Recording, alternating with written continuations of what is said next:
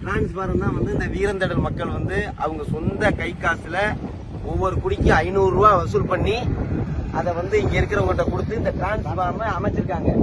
இந்த டிரான்ஸ்பார்மரை இப்ப திறந்து வைக்கிறதுக்கு 3 மாசம் ஆச்சு. இதை அமைச்சு 4 மாசம் ஆச்சு. இதை திறந்து வைக்கிறதுக்கு நம்ம மானாமந்திர சட்டமன்றத்தோட எம்எல்ஏ தமிழரசி வரணுமா? அவங்க டேட் கொடுத்தா மட்டும்தான் திறக்க முடியுமா? பொதுமக்கள் காசை வசூல் பண்ணி இதை திறந்து பொதுமக்களுக்காக இதை செய்யறதுக்கு துப்பு இல்லாத அரசு இதுக்கு எம்எல்ஏ எதுக்கு வரணும்? எம்எல்ஏ பண்டுல இருந்து செஞ்சிருந்தா எம்எல்ஏ வரலாம். பொதுமக்கள் பண்டுல செஞ்சு விட்டு பொதுமக்களை வச்சு திறந்து விட்டு பொதுமக்கள் பயன்பாட்டுக்கு விடாம இது எதுக்கு இந்த டிரான்ஸ்பார்மர் இப்படி வச்சிருக்காங்க? கேட்டா எம்எல்ஏ வரணுமா? அரசு அதிகாரிகள்ட்ட போன் பண்ணி கேட்டோம்னா ரொம்ப அலட்சியமா பதில் சொல்றாங்க. இந்த லட்சணத்துல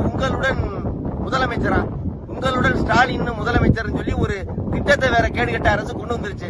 இதுல எந்த ஒரு பயனும் இல்ல அந்த திட்டத்தினால.